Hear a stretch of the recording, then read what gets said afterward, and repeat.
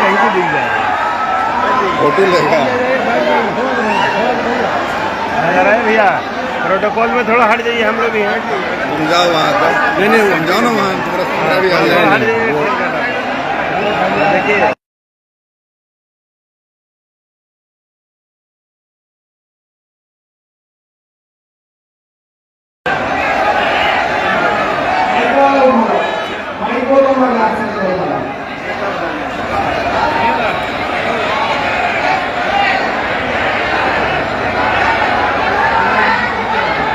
अरे भाई थोड़ा लाल को जगह दे दिए मेरे भाई, या तो आगे चल जाइए आप लोग, हटिए जरा से भैया।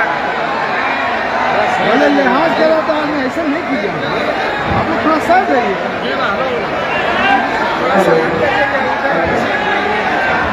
अरे यहाँ क्या होगा, अपने मन से अपने लोग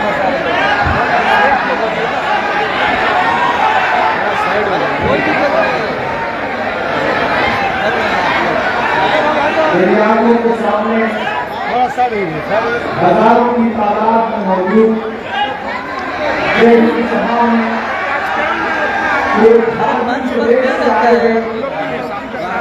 साथियों का स्वागत करता हूँ। अरे यार आज के इस कार्यक्रम में मौजूद हमारे प्रभारी आदरणीय केरानी जी,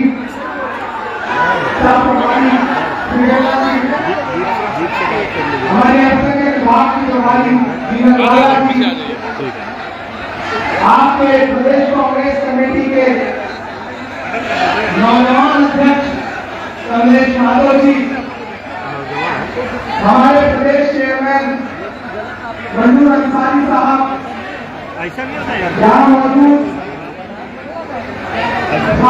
प्रदेश के कार्यकारी अध्यक्ष जी, विधायक सुरेश बैठा जी, हमारे पूर्व अध्यक्ष झारखंड प्रदेश कांग्रेस कमेटी के भाई राजेश ठाकुर जी, पूर्व मंत्री योगेश साहू जी, हमारे साथी शहजादा अनवर साहब, हमारे असंगठन विभाग के अख्तर अली जी, शहीद अंसारी साहब, अब्दुल करीम अंसारी साहब, देवी पिता जी, महमूद अली जी, शमीम अख्तर जी, हसनैन जी, सोहराब साहब, रुस्तम अली जी, एसएस मिस्त्री जी, फिरोज खान साहब, और मेरे आपके सामने मौजूद मांडर विधानसभा के खसूसी तौर पर टिकरी और उसके आसपास के साथियों, हम चाहते हैं मगर जुल्म के खिलाफ, हम चाहते हैं मगर जुल्म के खिलाफ, अगर जंग लाजमी है तो फिर जंग भी करें। सभा के साथियों इकट्ठा हो अपनी गौरवशाली सेना के सम्मान में आज ये जो सभा आयोजित की गई है, उनमें सिर्फ उनका हौसला बढ़ाने के लिए सभा आयोजित की गई है, बल्कि भारत की आजादी के बाद से लेकर के अब तक जो कुर्बानियां हमारे सेना के शहीदों ने, हमारे सेना के सिपाहियों ने, हमारे सेना के साथियों ने भारत की सरहदों की हिफाजत करते हुए दी है, उसको श्रद्धांजलि देने का, उसको नमन करने का, उसको खराज अकीदत पेश करने का दिन है। इससे आज ये सभा आयोजित की गई है। टूटने और बिखरने का चलन मान लिया, टूटने और बिखरने का चलन मान लिया, हमने हालात से शीशे का वजन मान लिया, सब खड़े थे तकदीर के दरवाजे पर, लोग दौलत के लिए हमने वतन मान लिया। कांग्रेस पार्टी आज यहाँ पे इकट्ठा है जैन सभा में, और बस एक बात कह रही है कि हालिया दिनों में जो पहलगाम में हमारे निर्दोष नागरिक मारे गए, शहीद हुए, उसके बाद हमारी सेना ने जो शौर्य दिखाया, जो हिम्मत दिखाई, उसको सैल्यूट करने का दिन है। और हम सारे लोग पहले दिन से हमारे नेता राहुल गांधी जी, हमारे राष्ट्रीय अध्यक्ष मल्लिकार्जुन खड़गे जी,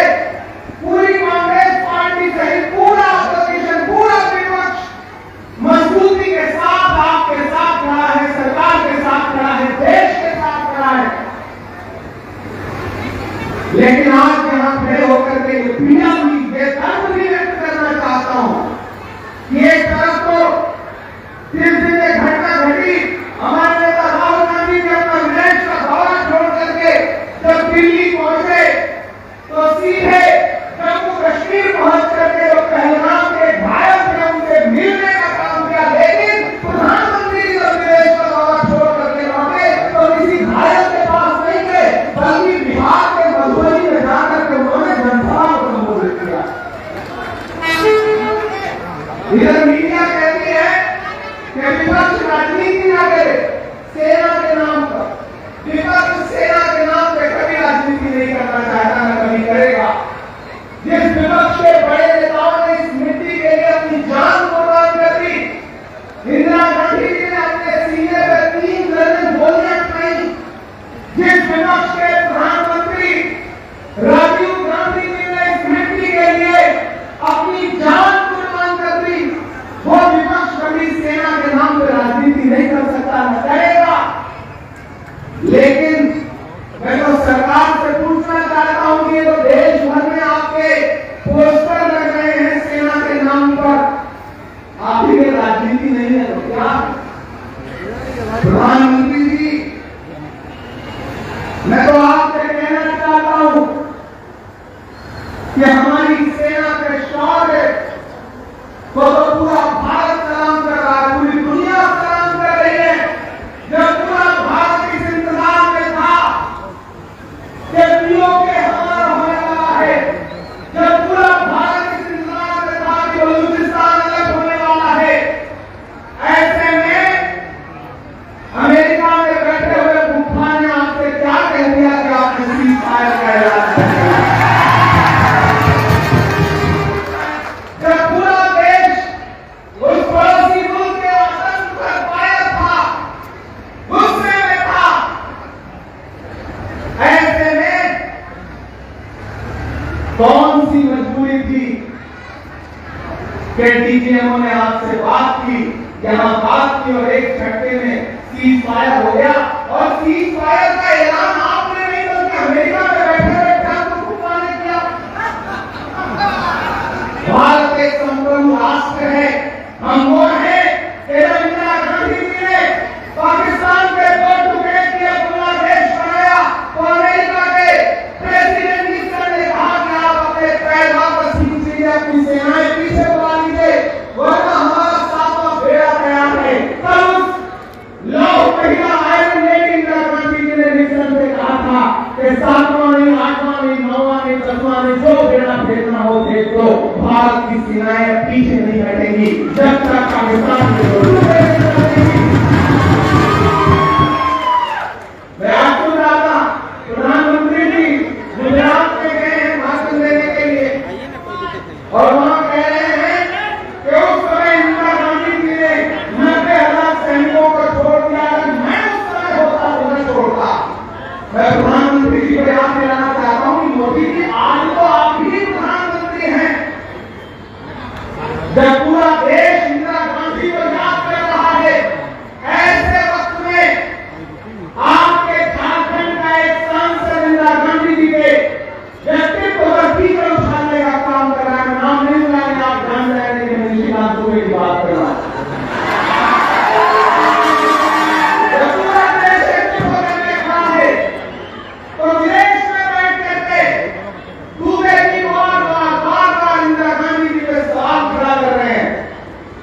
अरे दुबे जी, मोदी जी, इंदिरा गांधी जी के व्यक्तित्व को आप समझ नहीं पाएंगे। सारा लहू वतन का सभी को खिला दिया, मुझ पे वतन का कर्ज था मैंने चुका दिया। शख्सियत का नाम है कि बड़े बड़े राष्ट्र कह रहे थे कि पीछे हटवा। इंदिरा गांधी जी ने कहा कि जब भी भारत के जमीन और भारत के स्वाभिमान की बात आएगी, पूरी दुनिया एक तरफ खड़ी हो जाए, भारत एक तरफ खड़ा होगा, इंदिरा गांधी एक तरफ खड़ी होगी। मैं आज हमारी सभा में खड़ा होकर के लौह महिला आयरन लेडी इंदिरा गांधी जी को सैल्यूट करता हूं और सैल्यूट करता हूं पंडित जवाहरलाल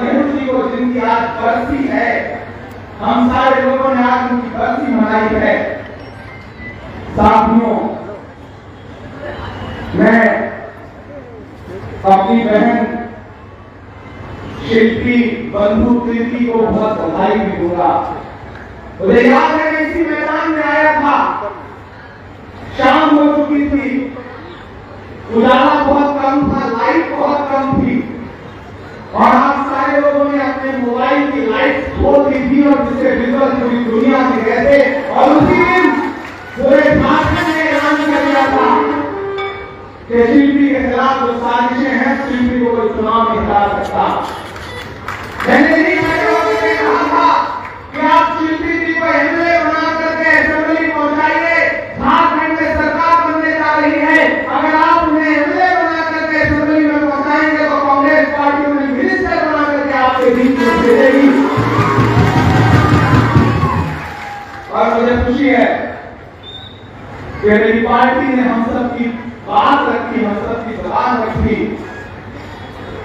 और मुझे गर्व है कि हमारी बहन अपने पिता की विरासत को, बंधु प्रीति जी की विरासत को जिस जज्बे के साथ, जिस समझदारी के साथ, जिस राजनीतिक दृष्टिकोण के साथ आगे बढ़ा रही है, वो यकीनन बहुत मुबारकबाद की, बधाई की बात है, मुबारकबाद की मुस्तहक है। मैं अपनी इस बहन के आने वाले मुस्तकबिल के लिए बहुत दुआएं भी दूंगा। बहुत लंबा रास्ता है और रास्ता बहुत रोशन है। आने वाले वक्त में पूरा देश आपको सुनेगा, आपके काम को देखेगा। एक और बात कहकर मैं अपना भाषण शुरू करूंगा। आदरणीय राजू जी हमारे अल्पसंख्यक विभाग के, दलित विभाग के, ओबीसी विभाग के, आदिवासी विभाग के प्रभारी रह चुके हैं। उसके बाद आप यहाँ प्रभारी बन करके आए और मैंने राजू जी का डेडिकेशन देखा है सामाजिक न्याय के प्रति, एससी, एसटी, ओबीसी, माइनॉरिटी के हुकूक के लिए राजू जी के काम को मैं कहीं से जानता हूँ। इसलिए जब राजू जी झारखंड के प्रभारी बना करके भेजे गए तो मुझे बहुत खुशी हुई और मुझे लगा कि झारखंड में सामाजिक न्याय का झंडा सच में बुलंद होगा।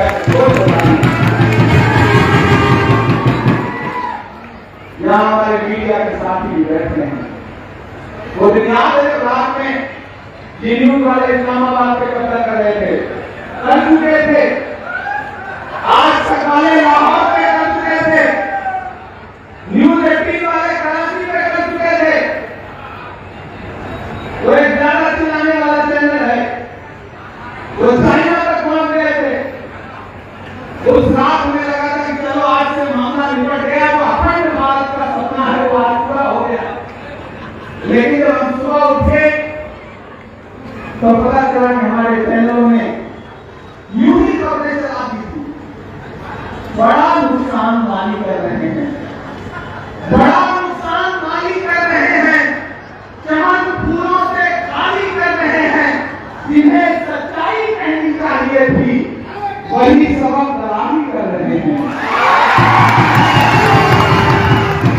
सच्चाई बोलना, सवाल करना, लेकिन मैं यहाँ खड़ा होकर के अपने देश की मीडिया से भी पूछना चाहता हूँ कि हमारी बहन जनरल सोफिया कुरैशी, जिसने ऑपरेशन सिंदूर का चेहरा बन करके, हमारी बहन योगिता ऑपरेशन सिंदूर का चेहरा बनकर देश के सामने खड़ी थी, ग्रीटिंग कर रही थी, ऐसे में भारतीय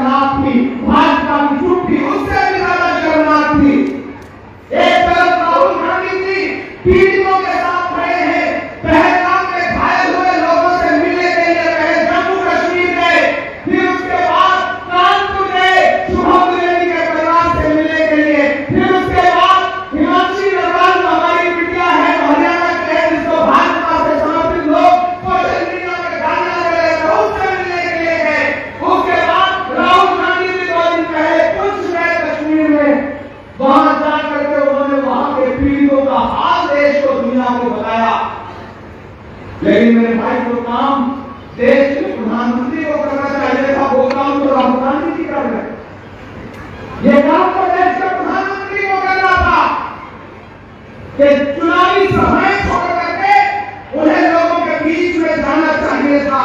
लेकिन आपको पता है कि पिछले 1 महीने में प्रधानमंत्री जी ने कहां सभाएं की है?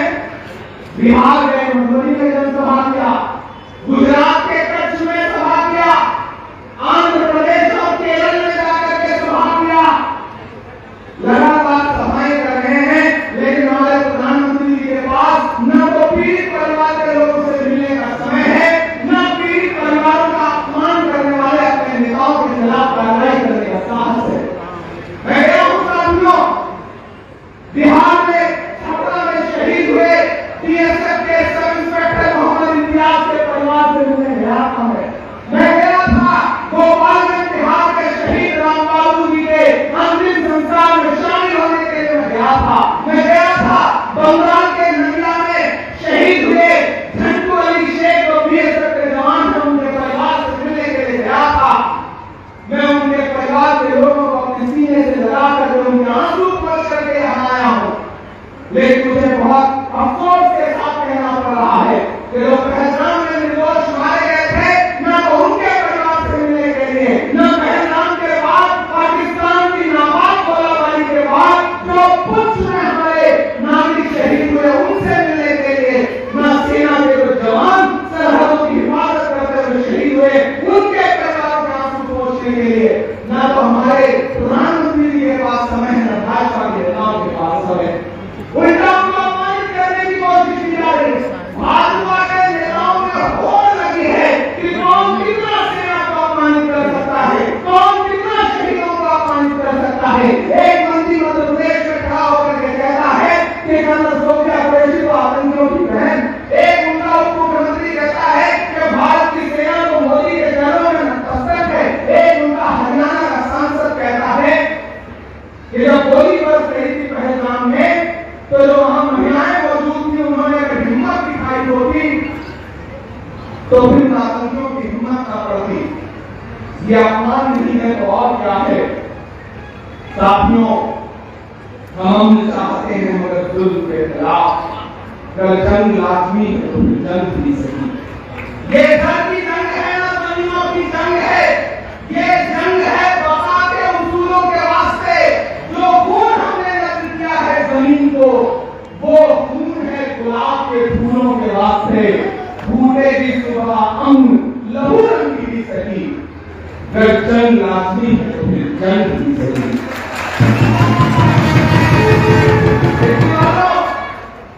हम सेना के साहस को सलाम करते हैं, लेकिन सवाल को पूछेंगे। हमारे शायर दोस्त हैं शाहिद नंदू, वो बहुत अच्छा शेर कहते हैं कि सियासत के लिए मकसद सजाने वाले लोग, सियासत के लिए मकसद सजाने वाले लोग, मुसाफिरों के लहू को बहाने वाले लोग, ये कौन लोग थे? आखिर कहां से आए थे? ये कौन लोग थे? आखिर कहां से आए थे? वतन में मौत के ताजिर कहां से आए थे? दरिंदगी को सहारा कहां से मिलता है? दरिंदगी को सहारा कहां से मिलता है?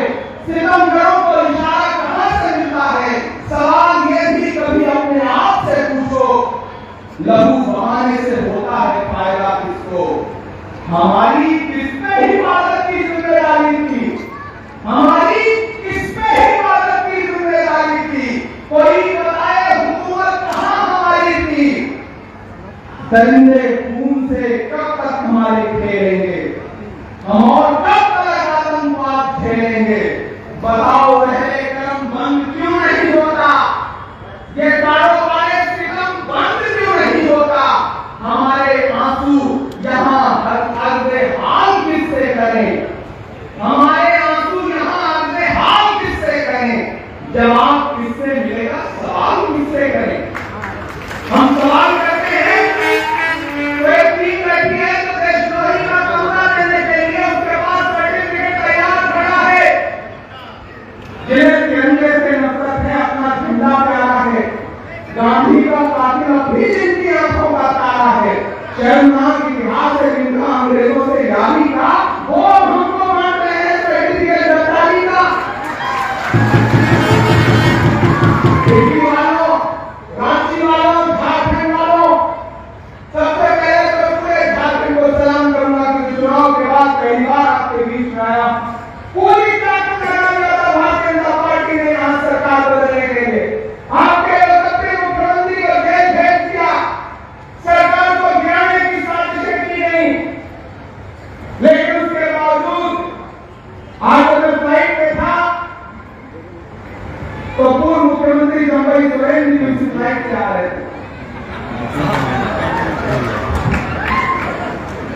नहीं मैंने उनसे पूछे, बस मैंने दुआ सलाम की, दुआ ही सलाम कर सकता हूं।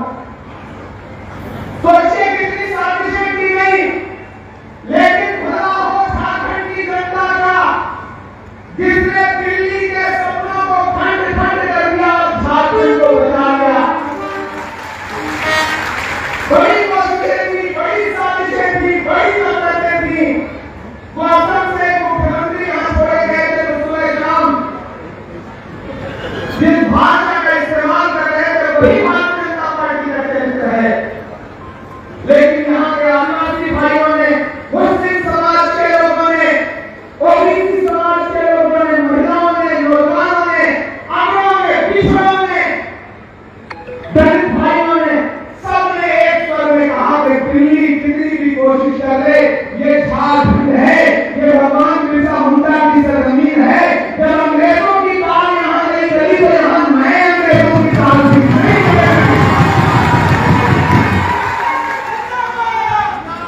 आपने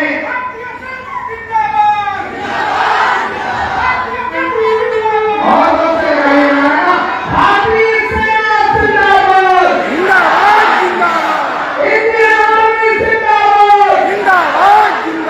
भारतीय सेना जिंदाबाद, इंडियन आर्मी जिंदाबाद।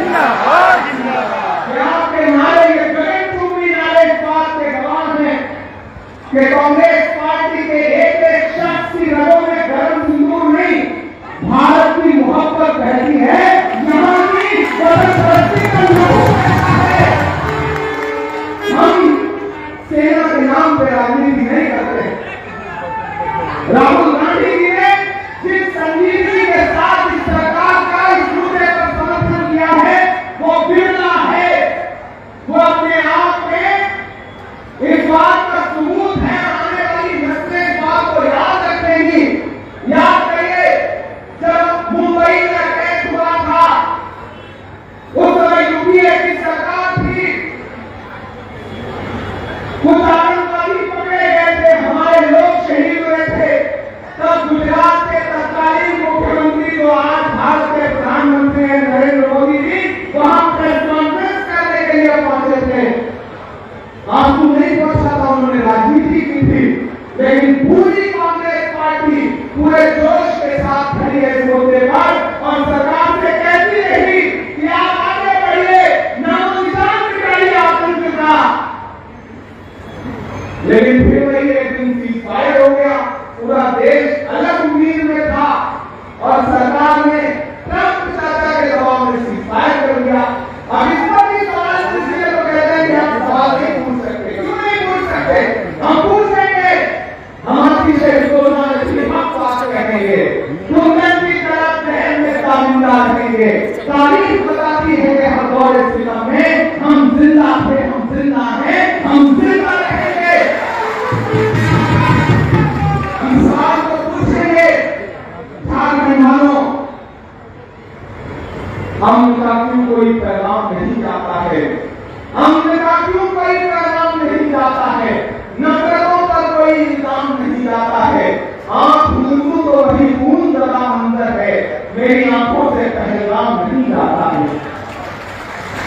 लेकिन जब तक पहलगाम का जिक्र होगा तब तक हम सरकार से जरूर पूछेंगे कि वो चार आतंकी जिन्होंने भारत के निर्दोष नागरिकों पर गोलियां बरसा करके उनका नाम पूछ करके उन्हें जान से मार दिया, वो चारों आतंकी कहां हैं? वो पकड़े गए या नहीं पकड़े गए? उनको मारा गया या नहीं मारा गया? और जब आप सीज़फायर कर रहे थे तो आपने पाकिस्तान से, अमेरिका से ये क्यों नहीं कहा कि पहले वो चार दरिंदे भारत में सुपुर्द किया जाए, उन्हें दिल्ली ला करके खुलेआम फांसी के फंदे पर लटकाया जाए, उसके बाद कोई सीज़फायर होगा? मुझे अफसोस है कि आज तक सरकार ये बताने को तैयार नहीं है कि वो चारों दरिंदे कहां हैं जिन्होंने इस देश के 27 निर्दोष नागरिकों को गोली मार के हलाक किया।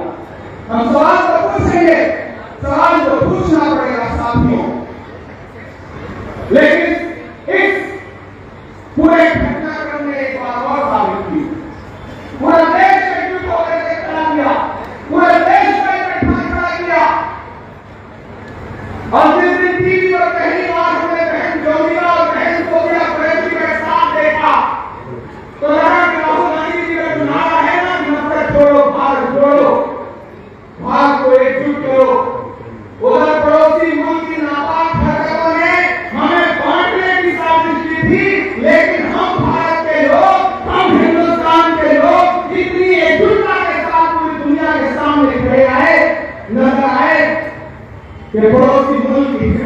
के लिए आगे बढ़ने की, लेकिन उन तस्वीरों ने एक संदेशा भी दिया।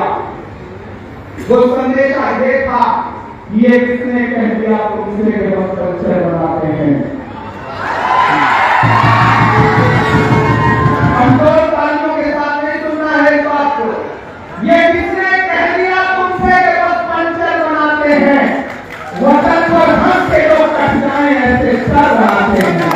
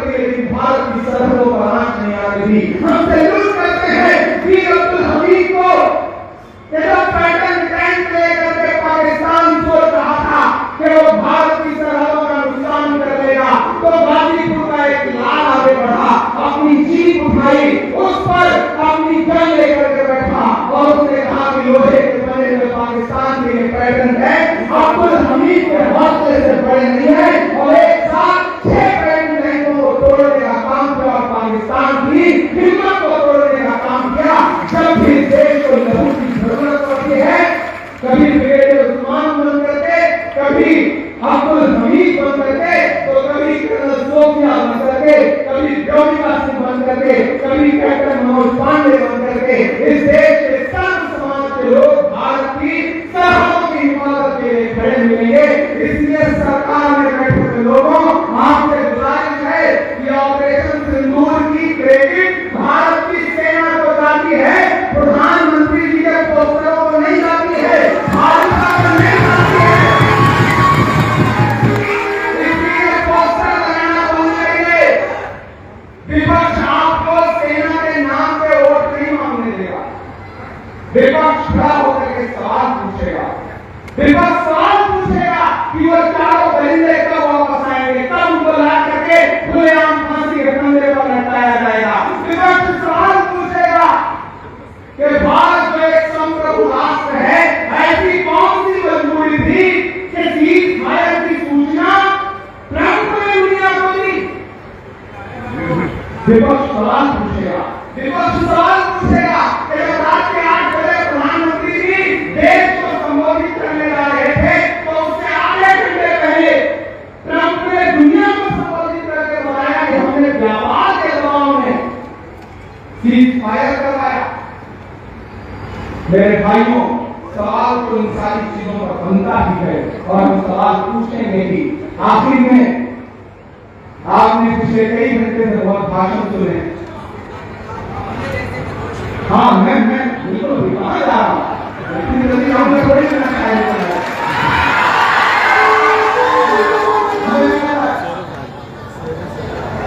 मैं आपको मैं बताया तो मैंने कहा था हम दुआ कर रहे हैं, झारखंड में खड़े होकर के, यूपी में खड़े होकर के आप सारे लोगों के समर्थन के साथ मुझे खुशी है बंधु भाई, आपका नाम ही बंधु है। बंधु का मतलब ही भाई, और हमारे आपके बीच में जो बंधुओं वाला नाता है, हर एक बात का भाई को आपको आपको इतना लंबा है कि हम लोग छिप जाए और उसको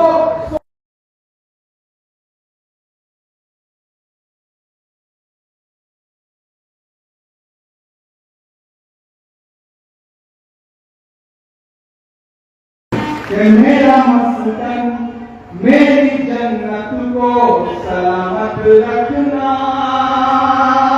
अभी आएंगे यहाँ से वहां तक आपकी दुआएं जाए दिल्ली तक। मेरा मस्कन मेरी जन्नत को सलामत रखना।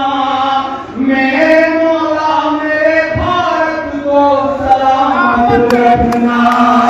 मेरा मस्कन मेरी जन्नत को सलामत रखना। मेरे मौला मेरे भारत को सलामत रखना। के सोचता हूँ तो मेरी आंख छलक जाती है। मुल्क से रूह का रिश्ता बड़ा जज्बाती है। अभी तो दो लाइनें हैं जहां मौजूद एक बात को कसम है, कोई खामोश नहीं रहेगा। कि सोचता हूं तो मेरी आंख छलक जाती है। मुल्क से रूह का रिश्ता बड़ा जज्बाती है। मेरे आका ने मदीने में कहा था ये कभी। अगली लाइन पे कि सोचता हूँ तो मेरी आंख छलक जाती है। मुल्क से रूह का रिश्ता बड़ा जज्बाती है। मेरे आका ने मदीने में कहा था ये कभी कि हिंद की सिंध से एक ठंडी हवा।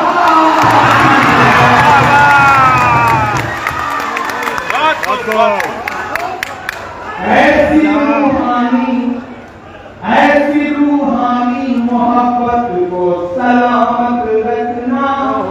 मेरे मौला मेरे भारत को सलामत रखना। मेरा मस्कन मेरी जन्नत को सलामत रखना। वो चाहते हैं कि हिंदुस्तान छोड़ दें हम। बताओ भूत के घर से मकान छोड़ दें हम।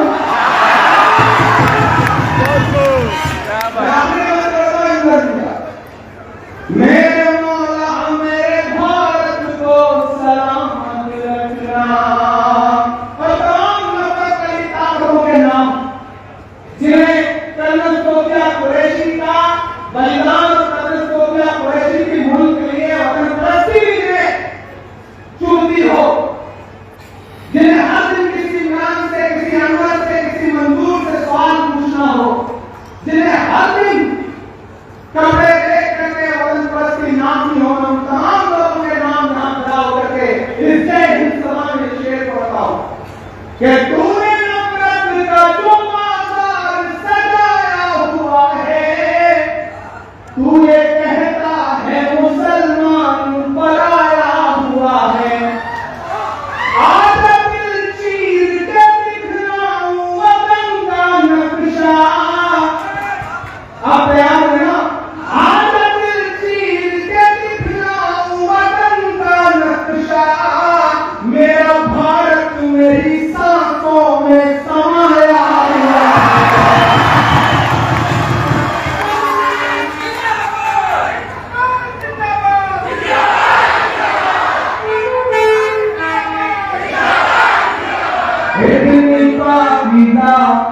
इबादत को सलामत रखना।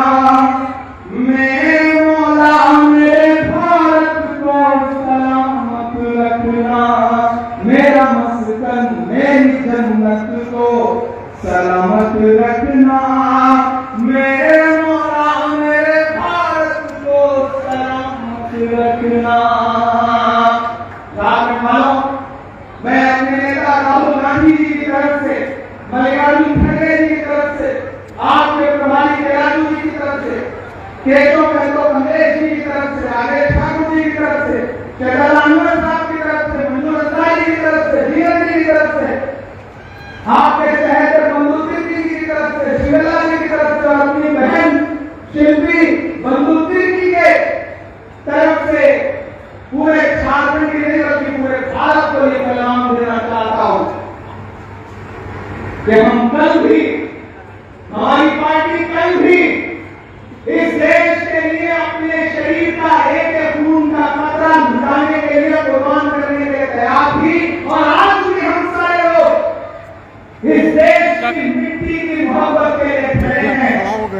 कहीं चोरी न हो जाए। लेकिन सवाल को पूछेंगे, सवाल को पूछना पड़ेगा। मैं सवाल को पूछूंगा प्रधानमंत्री जी से, प्रधानमंत्री जी आपके लिए चुनावी रैलियां ज्यादा जरूरी है या शहीदों का परिवार ज्यादा जरूरी है? मैं सवाल को पूछूंगा, मैं सवाल जरूर पूछूंगा और वक्त पर पूछूंगा। वक्त पर पूछना ज्यादा जरूरी है। आने वाले दिनों में पूछने में तो देर हो जाएगी।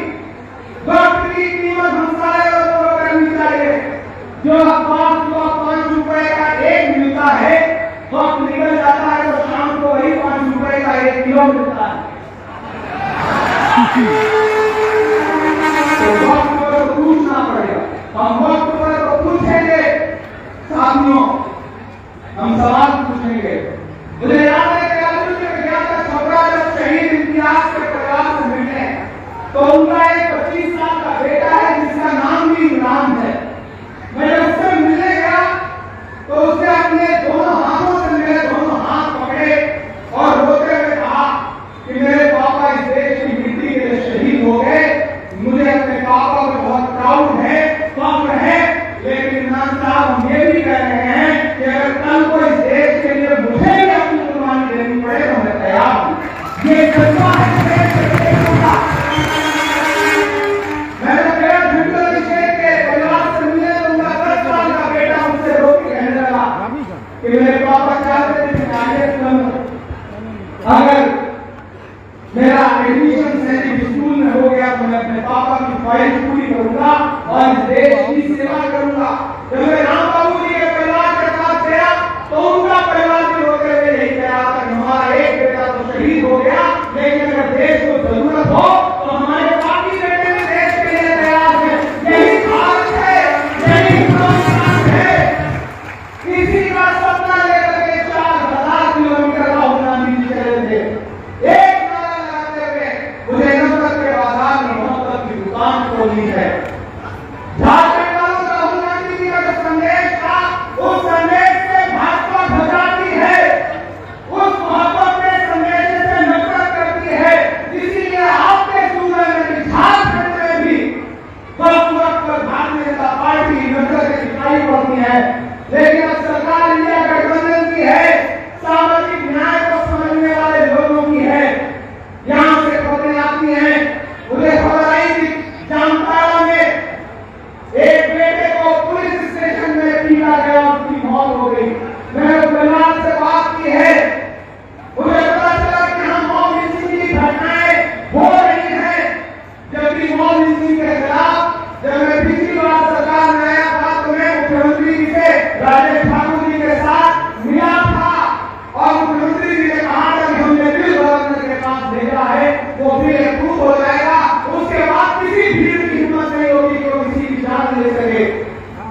लेकिन भाजपा के गवर्नर साहब वो बिल पारित नहीं कर रहे, बल्कि उसे ठंडे बस्ते में डाल दिया है। मेरी केरालू जी से बात हुई है, मैं अपने प्रदेश अध्यक्ष से अनुरोध करूंगा, बंधु जी से अनुरोध करूंगा, केदारनाथ से भी, मंजूर भाई से भी, नीरज जी से भी, राजेश भाई जी से भी, सुरेश बैठा जी से भी, शिल्पी जी से भी, कि हम सबका एक बार फिर से एक प्रतिनिधिमंडल के साथ मुख्यमंत्री जी से मिलना चाहिए और ये कहना चाहिए कि यहाँ इंडिया गठबंधन की सरकार है, यहाँ किसी निर्दोष की मौत लिंचिंग नहीं होने देंगे।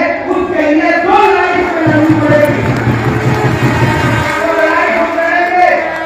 यहाँ किसी को पुलिस थाने में ले जाकर के टॉर्चर चैम्बर बना करके उसे जान से मारने की इजाजत नहीं दी जा सकती, वरना हमारी सरकार और बाकी सरकारों में क्या फर्क पड़ जाएगा। हमें इस बात की लड़ाई लड़नी पड़ेगी और हम इस लड़ाई को लड़ेंगे। कांग्रेस पार्टी सामाजिक न्याय के मुद्दे पर इस झारखंड की आवाम के साथ खड़ी है।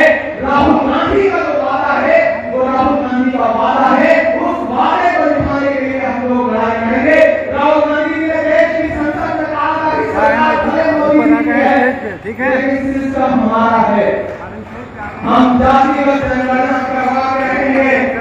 और आपको याद है कि नरेंद्र मोदी जी को जातिगत जनगणना का ऐलान करना पड़ा, ये राहुल गांधी जी की हिम्मत है, ये राहुल गांधी जी की राजनीति है। ये सरकार को उसके सामने झुकना पड़ा और आगे भी झुकना पड़ेगा। तो साथियों, एक बार फिर से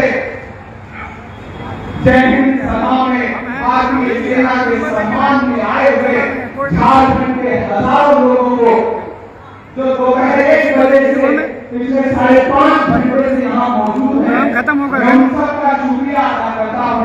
और आप तो लास्ट है। बंधु दीदी जी को, शिल्पी जी को, मंजू जी को, किरण जी को, सेक्रेटरी विभाग के साथियों को, सबको एक शानदार